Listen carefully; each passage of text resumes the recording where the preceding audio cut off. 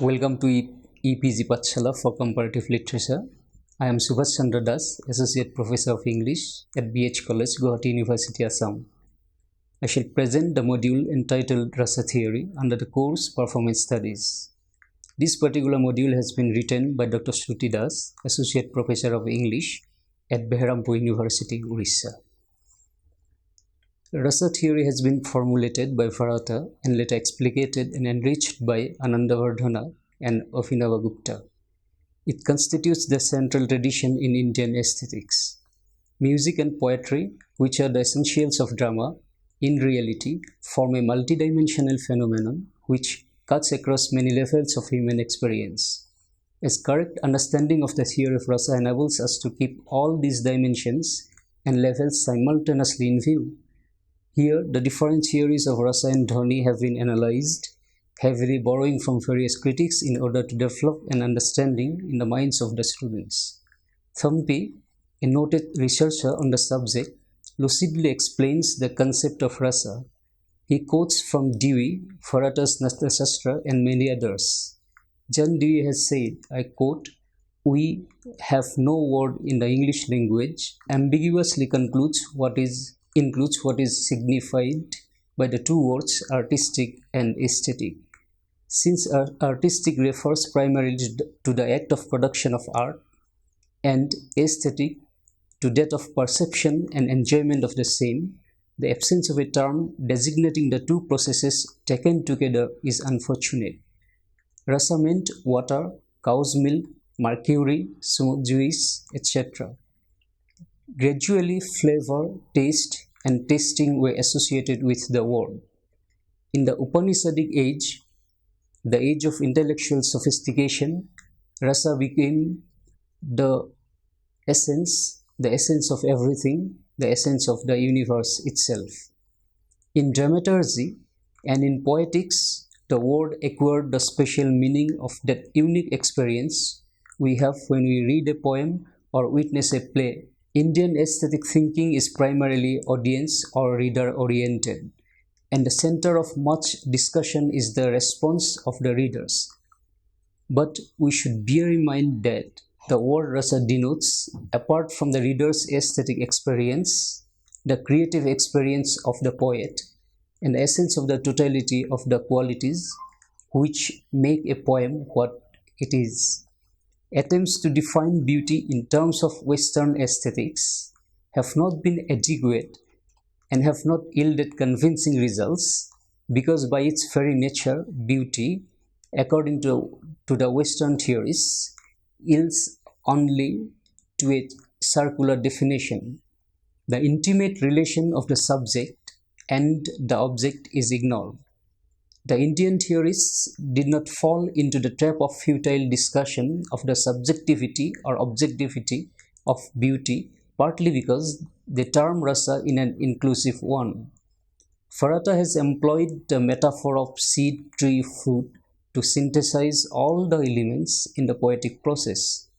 Poetry is a process which begins with the experience of the poet, that the poet conceives as a seed, and with the poet's struggle to give it a name and sensory meaning. This embodiment of the poet's experience in words, in its turn, evokes in the mind of the competent reader an experience similar to that of the poet. Thus, the term rasa emphasizes the continuity of the poetic act from the birth of the experience in the poet through its objectification in the body of a poem to the final shape in the reader's enjoyment. Let us now try to understand some of the key elements of dhwani rasa theory. Rustamji, for his part, has concentrated on the dhwani rasa theorists and has shed invaluable light on the rasa theory of Sanskrit Indian aesthetics. According to the dhwani rasa school of poetics, which has dominated Sanskrit criticism since the 9th century AD, the soul of poetry is rasa, a sentiment or the essence of an emotion, and that is communicated through dhwani, suggestion or nuance. The theory of dhwani and rasa was not fully developed until the 10th century AD. Even though rasa is discussed at some length in Bharata's Natyasastra with reference to drama. As the Dhani theorists themselves openly acknowledged, their theory is rooted in Indian theories of linguistics and how language works. Existing linguistic theories were used and extended in an attempt to discover the special ways in which words function in poetry. Emerson's reasons for a thorough analysis of poetry would be applauded by Sanskrit critics. Quote, however wise the view may be that poetry cannot safely be analyzed, it seems to me to remain ignoble. What is gathered is the main sense, the main form and rhythm, and a general sense of compacted intellectual wealth of an elaborate balance of variously associated feeling. Unquote. The interest in analyzing poetic language is not a recent phenomenon in the West. Atkins, in his English literary criticism, the medieval phase, discusses the views of language held by certain medieval scholars. Much of the medieval study of biblical language involved the theory of allegorical interpretation of the Bible. When Bede writes that this process of interpretation is like, quote, stripping off the bark of the letter to find a deeper and more sacred meaning in the pith of spiritual sense, unquote, we arrive at an important aim of Sanskrit criticism, says Rustamji. The different meanings of a given word, sacred or otherwise, and the ways in which these meanings are used by poets interested in Dhani Rasa critics. The suggestive power of language, which imparts certain meanings and nuances to words and which is not found in dictionaries or ordinary non-poetic language, is called dhani, nuance, or resonance. This suggestive sense cannot be learned from dictionaries. It can only be recognized by an audience trained to look for and appreciate such meanings. Abhinavagupta writes that the aesthetic experience occurs by virtue of the squeezing out of the poetical world. People, aesthetically sensitive, read and taste over and over the same poem. In contradiction to practical means of perception, that their task been accomplished are no more of any use and must then be abandoned. A poem indeed doesn't lose its value after it has been comprehended. The words in poetry must therefore have an additional power, that of suggestion, and for this very reason, the transition from the conventional meaning to the poetic one is unnoticeable. Rustamji believes that aesthetic cognition is not in fact the same as the form's perception proper to a didactic work. Let us now focus upon the notion of dhani in poetry. According to Anandavardhana, there are two kinds of ideas in poetry, literal and implied. The implied or suggested sense lies deeper than the literal meaning of a poem. It is of three kinds: an idea or subject matter of the poem, Vastu dhani, a figure of speech, Alankara dhani, or the taste of or essence of an emotion, Rasa dhani.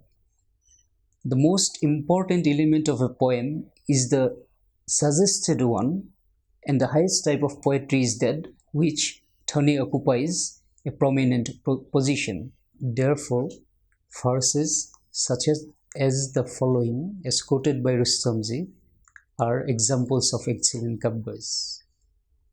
Number 1. The god of love, angry at the transgression of his command, orders the traveller sent back to his mistress with limbs constricted in a crystal case, made by the broad, bright stream of water pouring from his umbrella. The second one, thou shalt know her, my second life, by the saintness of her speech, like a lonely Chakravaki bird, while I, her mate, am afar. As these days pass heavy with intense longing, I imagine the hapless girl, changed in form, as a lotus blighted by the cold season.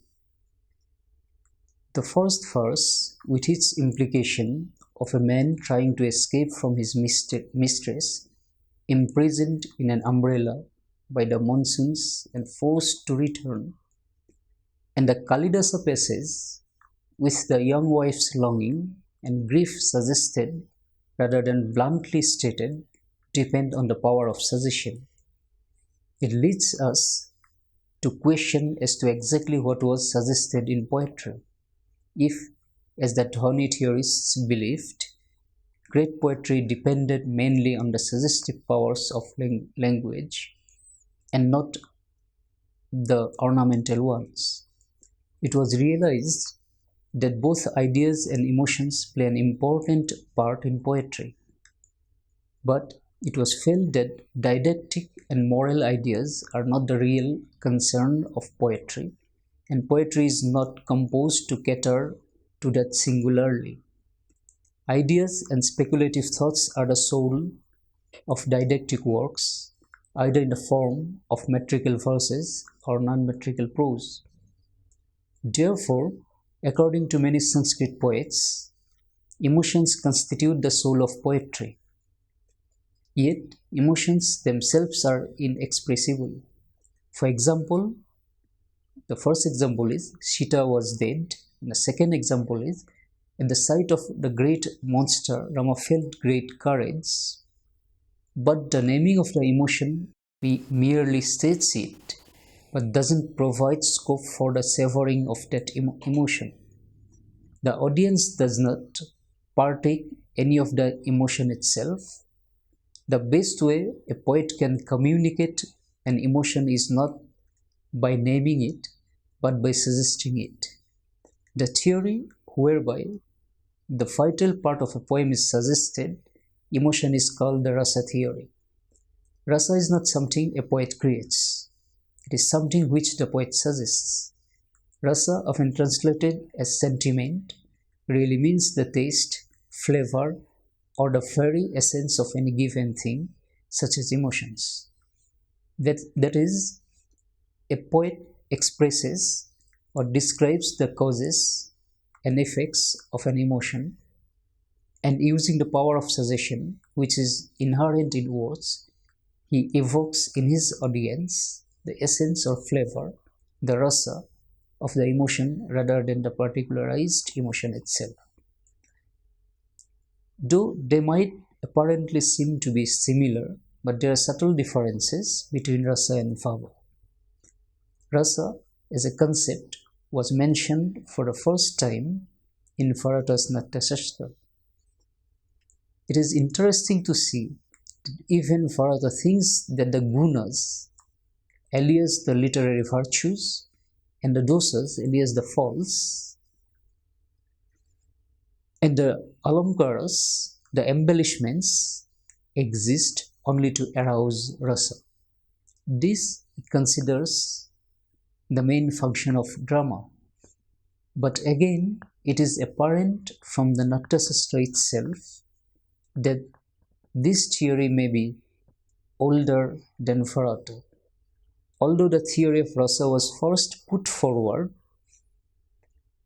as pertaining to dramaturgy, many critics came to use it for the wider field of poetry. It was Anandavardhana and his great commentator Gupta who dealt with rasa and its communication through suggestion systematically. As K.K. Raja points out, there is no conflict between the theories of Dhani and rasa. Dhani deals with the method of creation and rasa with the final effect of the production. Gupta himself comments on rasa as it appears in poetry. Rasa applies to poetry as well, where in place of realism and convention that apply to, we do not feel the same emotions. We do not become violent, nor do we weep and roll in mud. What we do experience is the suggestion of the emotion, the generalized essence of emotions called anger or grief.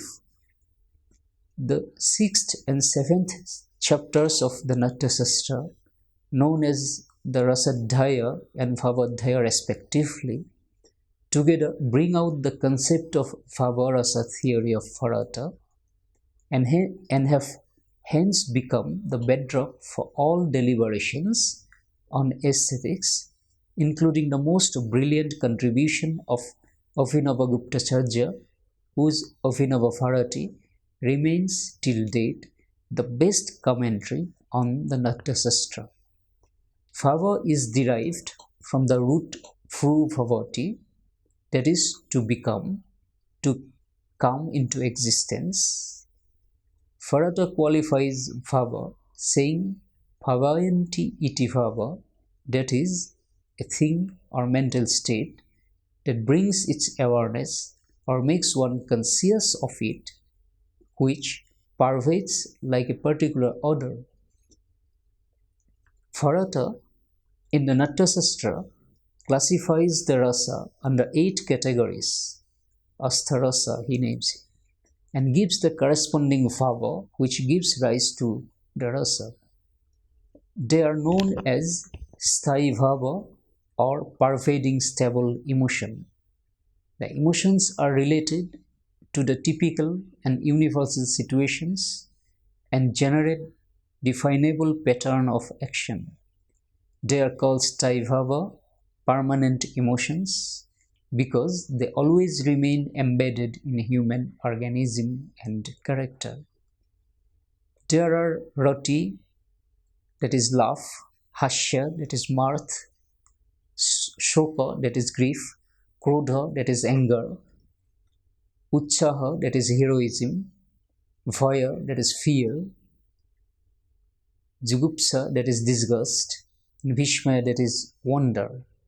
The corresponding 8 rasas resultant from the sthayi bhavas are shingara, amorous, hasya, humorous, karuna, pathetic, rudra, furious, vira, valorous, bhayankar, horrific, vivacha, repugnant, and adbhuta, wondrous. There are 3 types of bhava, namely sthayi, having 8 different types under it, Vyachari having 33 types, and Sattvika having 8 types under it, totaling to 49. The Sattvika bhava are the physical manifestation of intense emotion.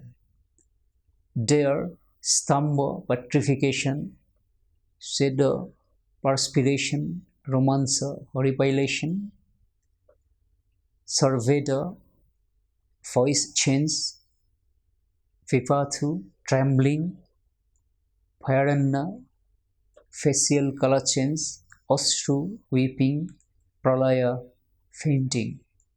Vibhava is the reason or cause, karana, the main stimulation being termed as alambana vibhava, the determinant, and the external factors that are additional causes termed as uddipana vibhava, excitement.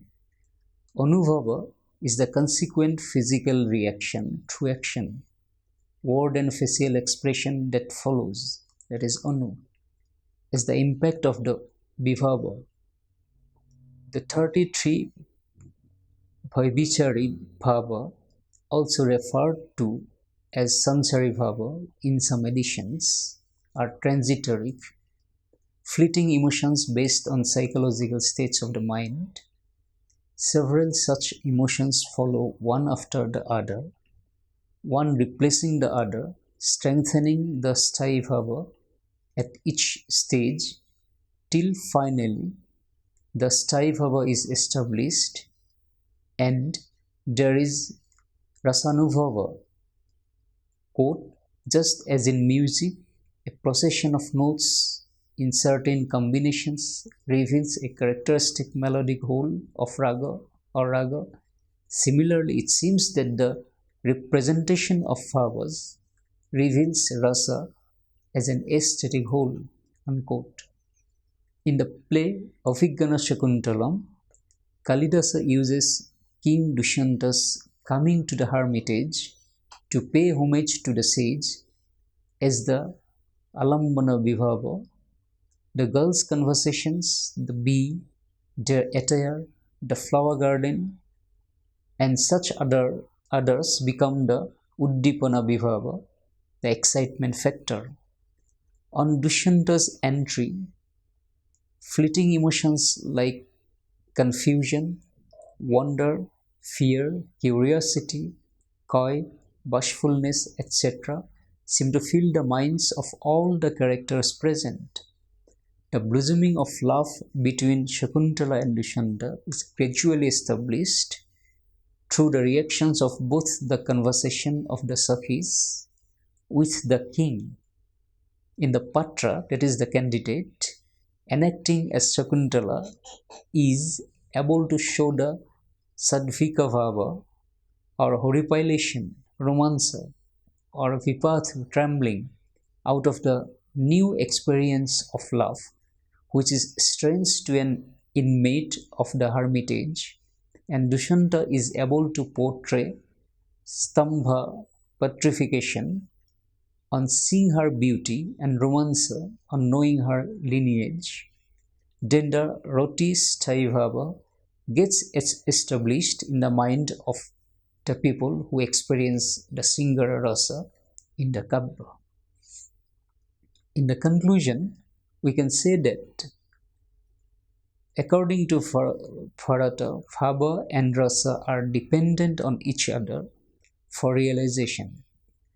The performer or producer, be it an actor, dancer, singer, instrumentalist, stage craftsman, should be conscious of the Sthayi Bhava and the Rasa as they strive to establish.